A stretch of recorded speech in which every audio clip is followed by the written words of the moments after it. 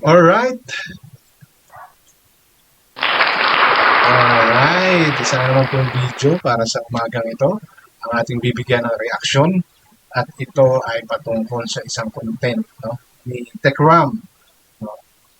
Fact check po ng reality ng buhay. Tayo pong mga nagkaroon ng anak, may mga anak, no? Darating pong ang araw na iiwan tayo. Magiging mag-isa na lang tayo. O makakasama natin yung asawa or partner natin sa buhay. But my point is, ang realidad ng buhay, kapag nagsilakihan na yung mga anak natin, iiwanan tayo. Gagawa rin ang sarili mga pamilya. And that's normal. Yun po yung circle of life. Ano po nangyayari yun? Dahil kahit tayo, kung tayo yung nakapag-asawa, iniwan din natin yung mga magulang natin. Kaya lang po, mayroong iba na may mga lumilingon bilang pagpapahalaga pa rin sa mga.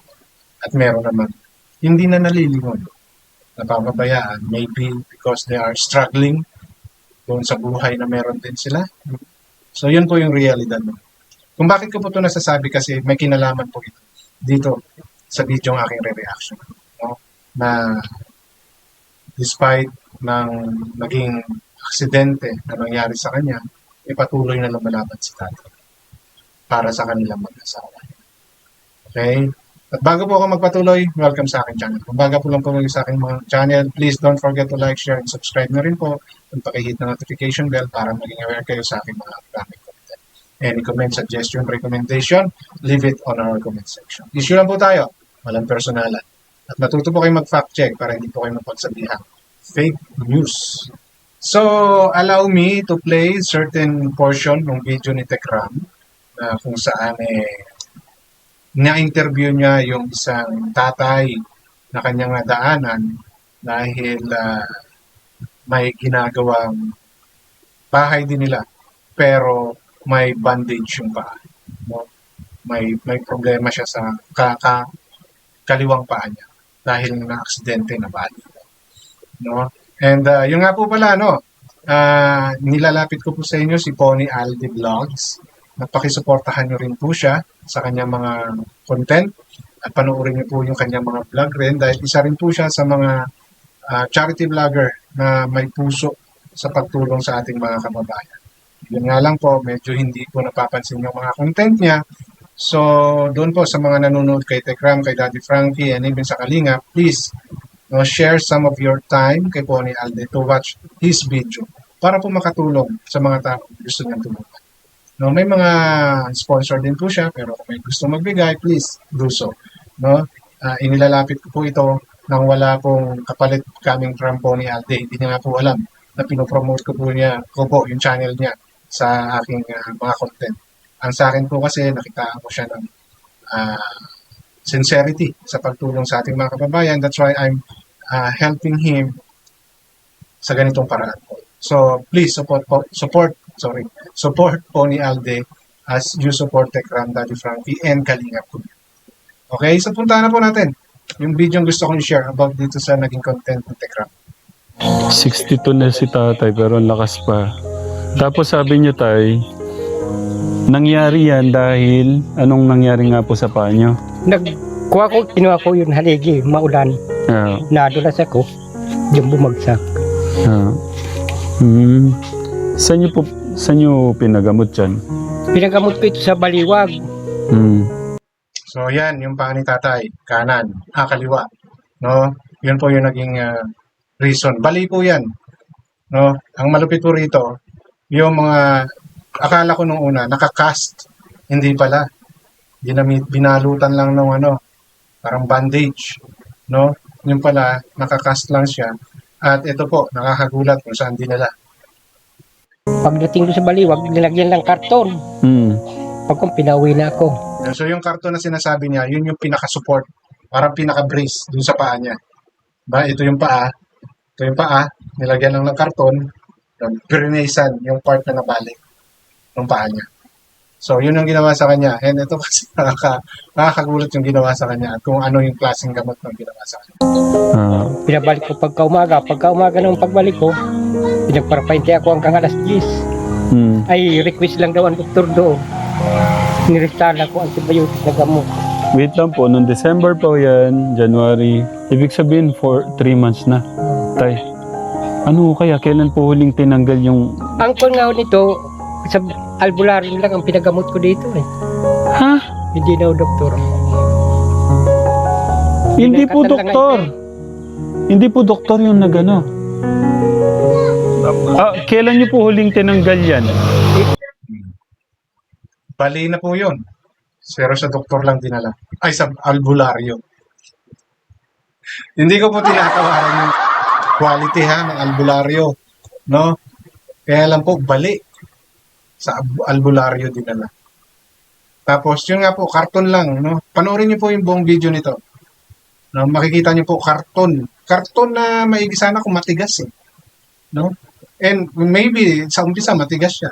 Ang purpose nun to support, no? Ginawang brace sa paa para yung buto mag-align ulit kasi balik. Di ba? Pero yan po yung ginawa. Sa albularyo, nilagyan ng karton na sa brace, then binalutan. So, ganun lang po yung ginawa sa paa ni tatay. And he is working diyan sa ginagawa nilang bahay. Siya lang, yan po yung gagawin nilang bahay, nilang mag-asawa. At yung mga anak niya malayo sa kanila. So, mag-isa niya pong ginagawa yan. So, maaaring yung bubong, nagawa yan, nung okay pa yung paa niya. Pero mag-isa lang po siyang nagtatrabaho. Mag-isa lang po siyang gagawa ng bahay. Hindi ko alam. Hindi natin alam kung kailan matatapos ganyan.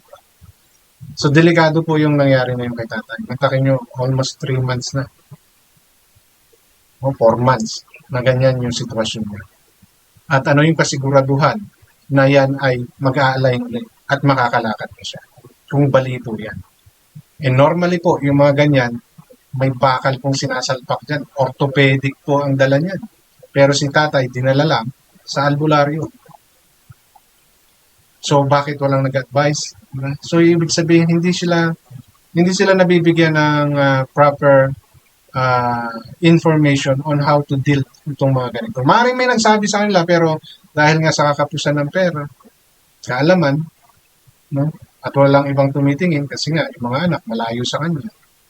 And the wife, I think they have the same level of thinking, kaya ganyan lang yung nangyayari kay tatay. Nakakaawa po no, na may mga ganito tayong kababayan. And ito po yung reason kung bakit ako, kahit na alam kong may mga batas na nalalabag yung mga charity vlogger, kaya lang po wala namang ginagawa. Ito po, no, sa ganitong bagay po, malaki ang nagtutulong ng mga katulad ni Tekram, Daddy Frankie, ni Alde, no, na nakakalimutan na no, ng gobyerno natin na tulungan or hindi nabibigyan ng tsansa. Kasi pumupunta sila sa mga doctors, no, pumupunta sila doon sa alam nila makakatulong sa kanila, pero hindi po sila talaga nabibigyan ng pansin. I hope ito, no, inere ito ni Tekram because he's hoping na may makatulong. And ako, para sa akin, ang unang tulong na kailangan talaga ni tatay, mapatignan yung paa niya. Kung 3 months na po yan, no? Yes, nag-heal naman yung mga buto natin. Mag-heal pa yan. Ang problema niyan, kung yan ay nag-start ng magkaroon uli, no? Ng parang, kasi tutubuan niya ng laman, no? Yan po yung medyo mas mahihirapan sa tatay.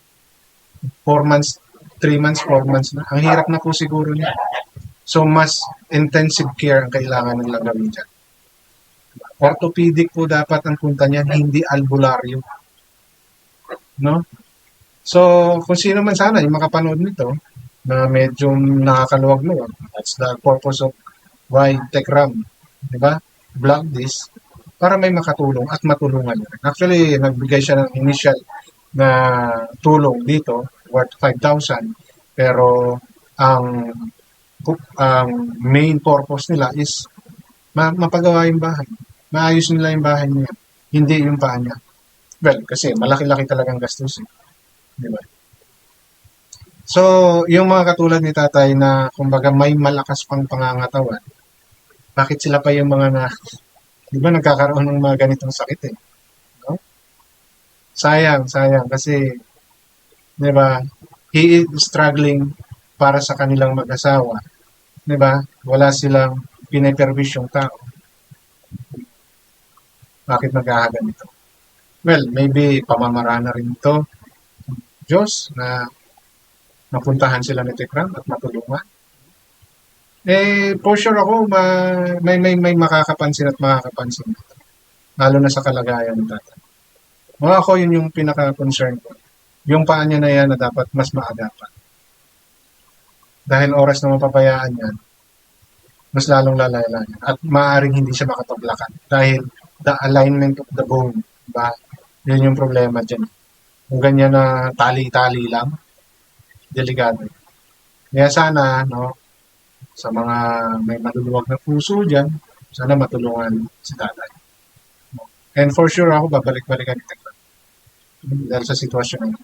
Punta mo, yan yung bahay nila. Oh, may hollow blocks. Talaga silang ang gagawa. Malapit pa sa gilid dyan. Di ba? And I hope talaga matulungan sila lang magkaroon ng bahay. Mapatayo itong bahay. So,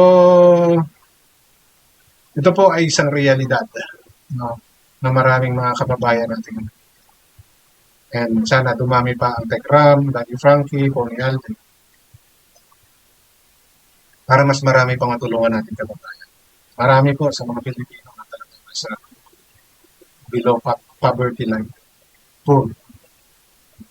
Nasa mga mababa talagang, nasa laylayan ng ating lipunan na nangangailangan. So I hope, no, may mga mapukaw na puso para matulungan itong si tatay. So, yun lang po ang gusto kong share sa content ko na to and maraming salamat.